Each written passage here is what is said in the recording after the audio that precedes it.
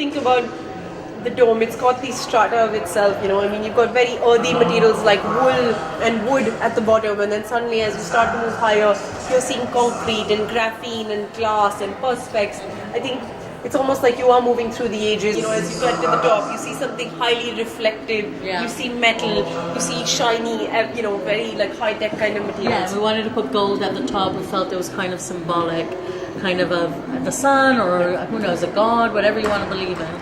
You know, at one level it was super exciting because, you know, we had this very solid, robust framework to work within, and then it was challenging because the sheer number of triangles, I think, when you look at the scale of the dome, populating it with that many interesting and stimulating materials, and then I think just the size of each one of them, because many of the people we work with, some of them are very established and produce materials at that scale, but some of them, it actually became an opportunity to push them to create at a different scale. So it became a good challenge because many people pushed their limits and created at a bigger scale. And I also think there was a challenge in the narrative because up to now our shows had always been materials laid out on a table, so the visitor could touch them and feel them, bring it to their faces, stretch it, you know, and that told the story.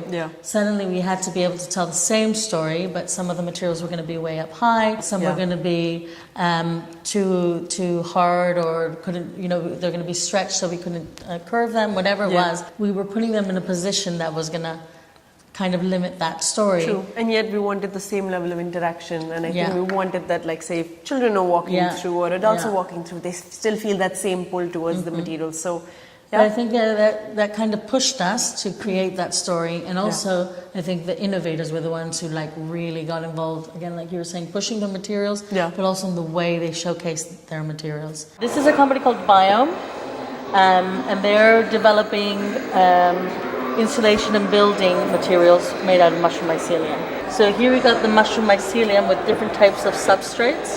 So that's recycled paper, then we've got recycled cardboard, and different kinds of plant fibers, and you can see the mushrooms end up growing. This is a dried version of it, so this won't grow any longer, but if you left it, it would end up filling up with mushrooms.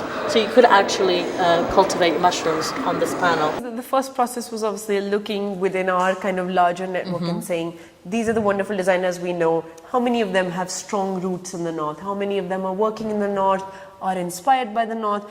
And then I think that itself, I mean, we were very surprised in many cases because people we didn't know had these strong ties. That came up. And then, of course, I think there was like a second round where we said, no, you know what, we need larger manufacturers, we need people in certain disciplines that weren't represented, or we particularly reached out to people in certain sectors. So GF Smith, you know, one of the largest paper suppliers in the world, is based here in the North, in Hull, and they kind of worked with us, again, working with their sheet sizes to come up with triangles that could form larger, massive triangles for the dome. And they're always very good supporters of innovation, so we thought they had to be a part of this. Yeah, and actually these papers right here are part of their extract collection, so they're made from recycled coffee cups. So it's nice, I think, kind of keeping with the ideas of recycling and waste that we're talking about. I mean, I think that we did a conscious research of the history, because also it's really important to not bring only the innovation, because the innovation is based on the past. So, you know, we kind of started targeting some of the materials that we knew the Northern identity had been built up on, and felt that those were the ones who could support us most because they were established manufacturers, and kind of just started bringing it all together, really. So, for example, in the dome, the lowest band, there's just a huge density of tweed. So here you can see all these beautiful tweeds that come from different mills from the north, so Martin Mills. We've got Abraham Moon and Sons. So we've got a real representation of northern, I think, wool mills, traditional mills here. It was important also to find the right kind of brands and the right kind of artists who understood the concept. And I think that was key in getting over 50 contributors involved. Some people just really did an amazing job. Surprised us, surprised themselves. Compositions of smaller pieces to create whole triangles. Yeah, because then, you know, the triangles were really big. They hardly didn't fit any sheet panels or rolls. Nobody had that format. And each company came up with a solution for that. That was amazing. It was a real trigger, I think, for everyone to be very ingenuous with what they had and what they wanted to send.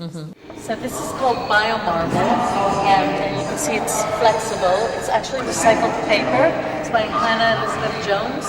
She's a graduate from the University of Manchester, and she came up with this incredible result by recycling the paper from her university. And she somehow came up with this result where it kind of looks like marble, it looks very textured, but it's super, super soft and versatile. She then turned it into this, she uses quilting techniques, so funnily enough, the same as opposed to this, she's using quilting techniques, but with this really exciting new material. The idea of the inside of the dome as well, and that's why we put that furniture inside, that beautiful furniture, new booze bag, pliable, is that you can sit down and contemplate and think about those questions and really think about your own ways and what you can do about it. Because I think it's a hot topic, it's everywhere, but then so many people don't actually apply it into their own lives, and I think that's something that we all need to start looking at. Everyone uses the word sustainable now, but do we really understand what it means? Can something be fully sustainable? And maybe if it's not fully sustainable, is it still justifiable? There's so many angles that we need to look at. This is actually waste wood. Yeah, it's a timber terrazzo. We all know stone terrazzo, but timber terrazzo is a new interpretation of it, where waste wood from planing or the creation of furniture, the wood chips find their way into really this beautiful terrazzo surface. It doesn't use a bioresin, which makes, so there's been debates about how sustainable that is. And he has a really good point that actually if something's durable, it also is very sustainable if you're not replacing it all the time. So I think also that's unpacking the word sustainability, which is so quickly used and maybe not so understood. And I think for me it's really exciting about this piece is you can really see the artist's sensibility in choosing the pieces. This is not an accident, the way these pieces have fallen here, the combination of the colors and the sizes. So there is a true aesthetic. Yeah, and there's a bit of there's a story in all the wood in here because when they create these panels, they actually know where the wood was felled, right down to the street where it was done. So at every stage, if you're purchasing a panel and you're placing it in your house, you actually know where the wood chunks came from, where that original tree was. So it's an interesting, I think, story about origin and identity in many ways, but in a different way.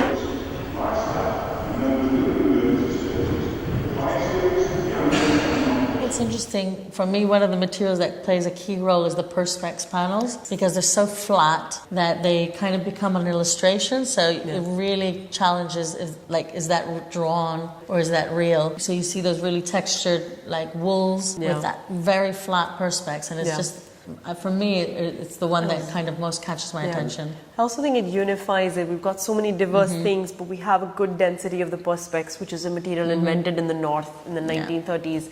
So I think in that sense, it's a bit of a unifying factor.